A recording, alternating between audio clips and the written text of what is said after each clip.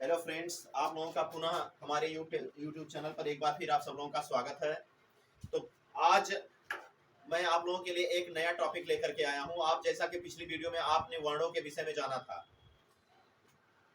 वर्णों के विषय में हमने जानकारी लिया था। आपको मैंने बताया था वर्णों के बारे में, वर्ण बताया था, वर्णों के भेद हमने बताया था, उच्चारण स्थान हमने बताया था कि वर्णों का उच्चारण स्थान क्या क्या होता है। तो आइए आज हम देखते हैं शब्द, इसके बाद शब्द हम पढ़ते हैं। तो शब्द क्या होता है और शब्दों के भेद कितने होते हैं, तो अलग अलग आधारों पर बांटा गया है। तो उन शब्दों के भेदों के बारे में हम जानेंगे। तो सबसे पहले देखते हैं शब्द का डेफिनेशन क्या लिखा है। तो शब्द क्या होता है, तो वर्णों का ऐसा समूह जिसका कोई निश्चित अर्थ हो क्या कहलाता है, शब्द कहलाता है। वर्णों का ऐसा समूह जिसका कोई निश्चित अर्थ हो क्या कहलाता है, शब्द कहलाता है। जैसे रा प्लस मा प्लस ना बराबर क्या बन गया, रमन। अब एक नाम हो गया। का प्लस मा प्लस ला बराबर क्या बन गया, कमल बन गया। माँ प्लस का पर आ की मात्रा प्लस ना बराबर क्या बन गया, मकान बन गया। अब आप देख रहे हैं वर्णों या अक्षरों का एक समूह बनाया गया और उसका एक निश्चित अर्थ निकला है, रमन हो गया। रमन में नाम है एक कमल, कमल आप जानते हैं कमल का फूल जो होता है, मकान जिसमें हम रहते हैं। तो वर्णों का ऐसा समूह जिसका कोई निश्चित अर्थ हो उसे हम क्या कहते हैं, शब्द कहते हैं। क्या कहते हैं, शब्द कहते हैं। अब शब्द के भेद कितने होते हैं, तो शब्दों के भेद जो होते हैं वो चार आधारों पर बांटे गए हैं। नंबर 1, नंबर 2, नंबर 3 और नंबर 4।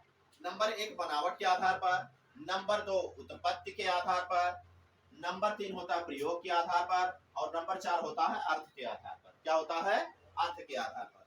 तो बनावट के आधार पर बेटा 3 प्रकार के शब्द होते हैं। पहला होता है रूढ़ शब्द, दूसरा होता है यौगिक शब्द और तीसरा होता है योग रूढ़ शब्द। क्या होता है, योग रूढ़ शब्द। तो रूढ़ शब्द क्या होता है, वे शब्द जो वर्णों के सार्थक योग से बनते हैं रूढ़ शब्द कहलाते हैं। अभी वो भी रूढ़ शब्द है जो मैंने ऊपर एग्जांपल लिखा है। वे शब्द जो वर्णों के सार्थक योग से बनते हैं रूढ़ शब्द कहलाते हैं। जैसे आ प्लस ना पर आ की मात्रा प्लस र बराबर क्या बन गया, अनार। माँ प्लस का पर आ की मात्रा प्लस न बराबर क्या बन गया, मकान। माँ प्लस का पर आ की मात्रा प्लस ना बराबर क्या बन गया, मकान। आ प्लस छोटा आ प्लस ना पर आ की मात्रा प्लस रा बराबर क्या बन गया, अनार। तो कहने का मतलब यह है कि वे शब्द जो वर्णों के सार्थक योग से बनते हैं उन्हें हम क्या कहते हैं, रूढ़ शब्द कहते हैं। अच्छा, इसकी विशेषता ये होती है कि ये वर्णों में टूटता है। जैसे अगर वर्ण में बना वर्णों के सार्थक योग से शब्द बनता है, तो ये जो रूढ़ शब्द होंगे ये वर्णों में टूटेंगे, शब्दों में नहीं टूटेगा, ये बात याद रखिएगा। दूसरा होता है यौगिक शब्द। वे शब्द जो दो शब्दों से मिलकर बनते हैं एवं एक ही अर्थ देते हैं यौगिक शब्द कहलाते हैं। क्या होता है, यौगिक शब्द कहलाते हैं। वे शब्द जो दो शब्दों से मिलकर बनते हैं। अभी ये जो था ये वर्णों के योग से बनता था, वर्णों के सार्थक योग से बनता था, और जो टूटता था वो वर्णों में ही टूटता था। लेकिन जो यौगिक शब्द होता है दो शब्दों से मिलकर बनता है और जब टूटेगा तो शब्दों में ही टूटेगा लेकिन अर्थ एक ही देगा। जैसे ही देख लीजिए, बस चालक, बस प्लस चालक बराबर क्या बन गया, बस चालक। दूध प्लस वाला बराबर क्या बन गया, दूध वाला। ये कौन से शब्द है, यौगिक शब्द है। कौन सा शब्द है, यौगिक शब्द है। तीसरा आ जाते हैं योग रूढ़ शब्द। बेटा क्या होता है, तो वे शब्द, ये शब्द दो सार्थक शब्दों के मेल से बनते हैं। मतलब शब्द तो दो रहेंगे लेकिन अगर हम तोड़ेंगे तो दोनों का अर्थ निकलेगा। लेकिन होता क्या है, मेल से बनते हैं एवं इनके अर्थ कई होते हैं परंतु उनमें से केवल एक ही अर्थ लेते हैं। आप बहुब्रीहि समास जानते होंगे। बहुब्रीहि समास जो होता है दो पदों से मिलकर के बना होता है लेकिन उसके कई अर्थ होते हैं बहुब्रीहि समास, लेकिन उसमें केवल एक अर्थ लेते हैं। आप जानते हैं ना, जैसे पीतांबर बराबर पीला है जिनका वस्त्र, तो पीला। अब देखिए पीत प्लस अंबर, अंबर मीन्स क्या होता है, वस्त्र, और पीत मीन्स होता है पीला। अब दोनों के अर्थ अलग अलग निकले हैं, बात को समझिए, लेकिन एक ही अर्थ लेते हैं। पीतांबर क्या होता है, एक अर्थ लेते हैं, मतलब किसी तीसरे की विशेषता बताने का काम करने लगता है। फिलहाल यहाँ देखिए, पहले ये देख लीजिए कि योग रूढ़ शब्द क्या होता है। ये शब्द दो सार्थक शब्दों के मेल से बनते हैं एवं इनके कई अर्थ होते हैं परंतु उनमें से केवल एक ही अर्थ लेते हैं। जैसे देखिए जलज, जलज। अब देखिए जल प्लस जा, अब क्या होता है, ये शब्द दो सार्थक शब्दों से मिलकर के बनते हैं।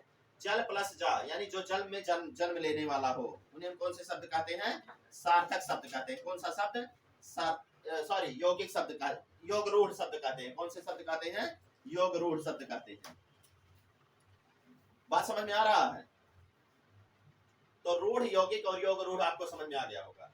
योग रूढ़ शब्द वे शब्द होते हैं जो दो सार्थक शब्दों के मेल से बनते हैं, इनके कई अर्थ होते हैं परंतु उनमें से केवल एक ही अर्थ लेते हैं। जैसे जलज, जल में जन्म लेने वाला। अब जल में तो कई लोग जन्म लेते हैं, बात समझ में आ रहा ना? मछली भी तो जल की रानी है जो जल में जन्म लेती है, बात समझ में आ रहा है? तमाम प्रकार के फूल निकलते हैं उसमें जल में, लेकिन जलज मीन्स होता है क्या? जो जल में जन्म लेने वाला हो। इसका मतलब पर्यायवाची किसका है? कमल का। किसका? कमल का। बात समझ में आ रहा है? दूसरा होता है उत्पत्ति के आधार पर। तो उत्पत्ति के आधार पर तीन प्रकार के शब्द होते हैं। पहला होता है तत्सम, दूसरा होता है तद्भव, तीसरा होता है देशज और चौथा होता है विदेशज शब्द। मतलब उत्पत्ति के आधार पर चार प्रकार के होते हैं। सॉरी, हमने तीन बोला है लेकिन चार होते हैं। पहला होता है तत्सम, दूसरा होता है तद्भव, तीसरा होता है देशज और चौथा होता है विदेशज शब्द। अब तत्सम शब्द क्या होता है? संस्कृत के वे शब्द जो बिना परिवर्तन के हिंदी भाषा में प्रयोग किए गए हैं तत्सम शब्द कहलाते हैं। मतलब वे शब्द जो हैं तो संस्कृत के, लेकिन बिना परिवर्तन के हिंदी में प्रयोग किए गए हैं, मतलब बिना बदलाव के सेम टू सेम संस्कृत के शब्द रहेंगे, हिंदी में प्रयोग कर दिए गए हैं। उन्हें कौन से शब्द कहते हैं? तत्सम शब्द। जैसे अग्नि, अब इसका जब हम परिवर्तन रूप लाएंगे तो आएगा आग, आग तद्भव हो जाएगा। क्षेत्र, क्षेत्र का मतलब खेत होता है, तो खेत क्या है? तद्भव है। क्षेत्र क्या है? तत्सम, क्योंकि ये संस्कृत का शब्द है। वायु, वायु मीन्स होता है क्या?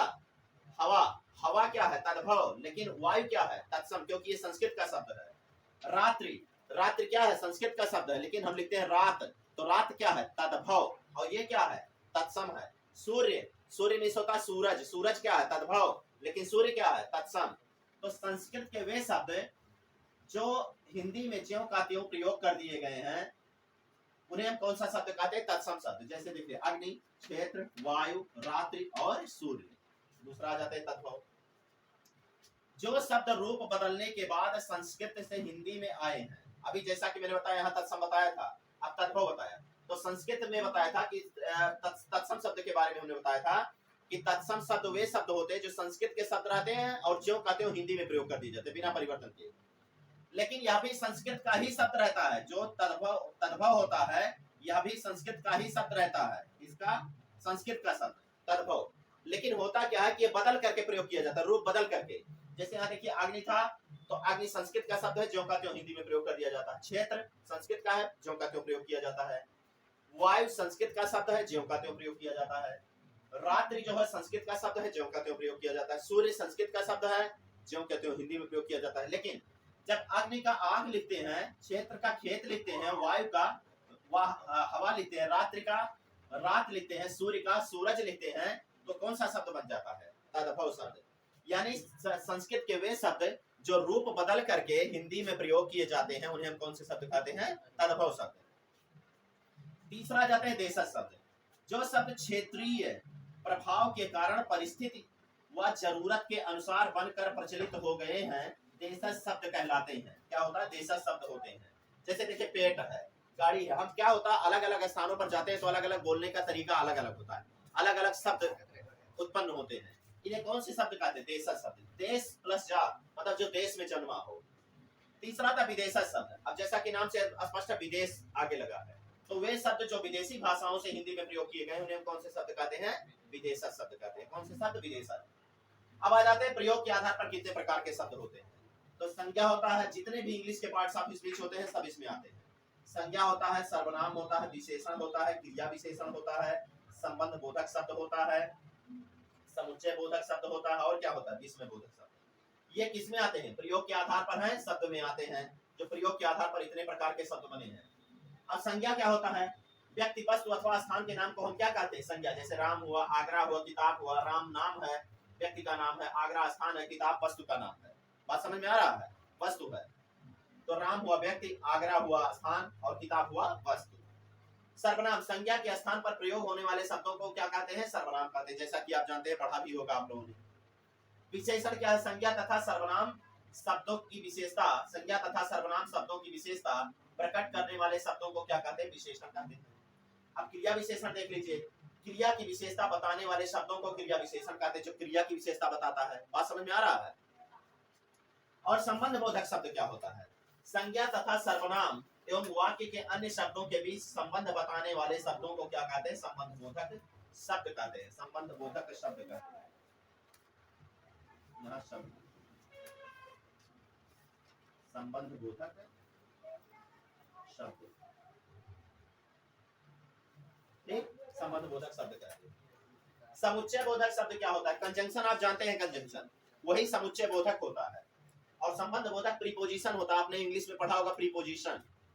तो शब्दों वाक्यों उपवाक्यों, शब्दों वाक्यों उपवाक्यों को जोड़ने वाले, शब्दों वाक्यों तथा उपवाक्यों तथा उपवाक्यों को जोड़ने वाले शब्दों को क्या कहते हैं? समुच्चय बोधक शब्द कहते हैं। क्या कहते हैं? समुच्चय बोधक।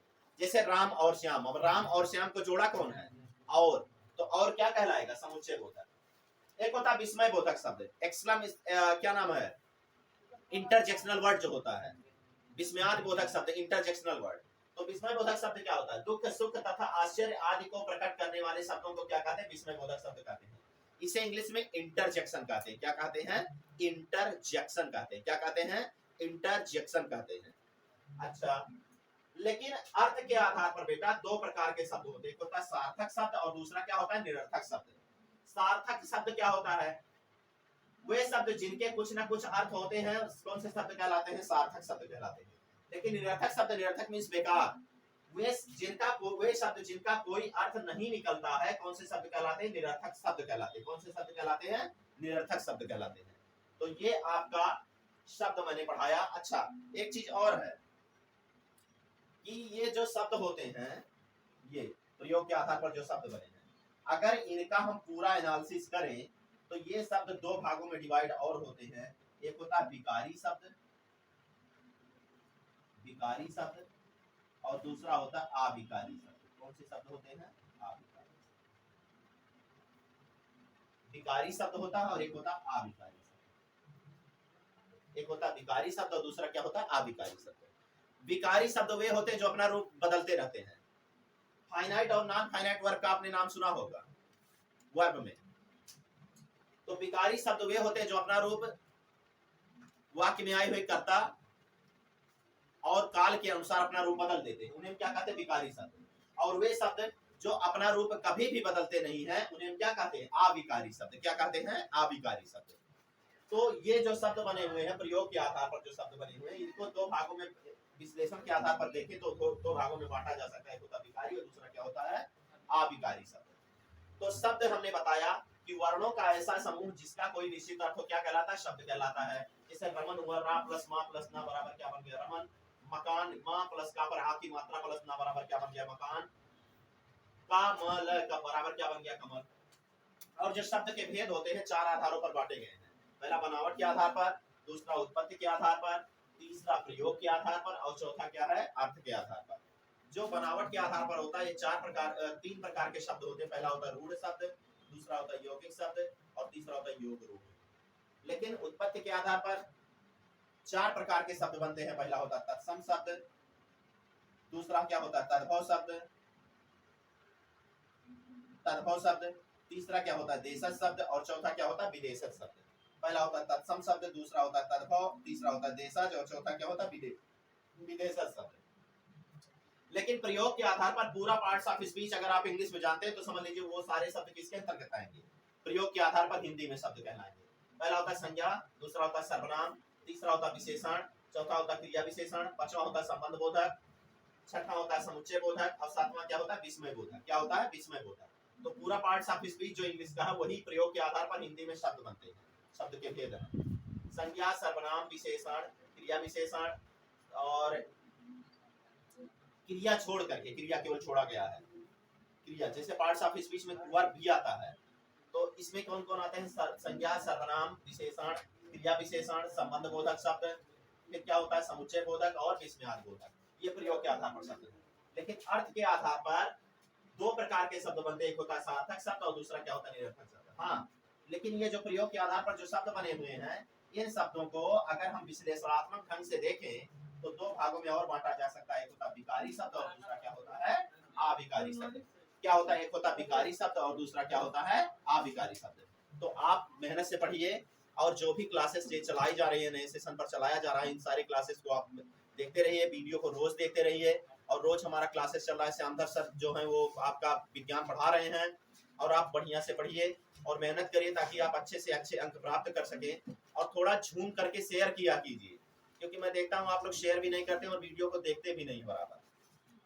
तो आप वीडियो को देखते रहिए, रोज लेक्चर देखते रहिए और थोड़ा हमारा सपोर्ट कीजिए, क्योंकि हमारा चैनल जो है लगभग ग्रो कर चुका है। लगभग 924-925 सब्सक्राइबर हो चुके हैं वर्तमान में, और भी बढ़ जाएंगे। अभी हम 1 घंटे 2 घंटे पहले मैंने देखा था तो 925-924 के लगभग थे सब्सक्राइबर। तो आप सब्सक्राइब करते रहिए और जितना हो सके शेयर करते रहिए, लाइक भी करते रहिए, क्योंकि जब आपका सपोर्ट हमको मिलता रहेगा तो थोड़ा सा हमें प्रोत्साहन मिलता है, हमारे अंदर एक नई ऊर्जा आती रहती है। तो आप मेहनत से पढ़िए और हमारा मदद करते रहिए, हमारा हेल्प करिए। तो आप वीडियो को लाइक कीजिए, शेयर कीजिए और चैनल को जरूर सब्सक्राइब कीजिए। धन्यवाद।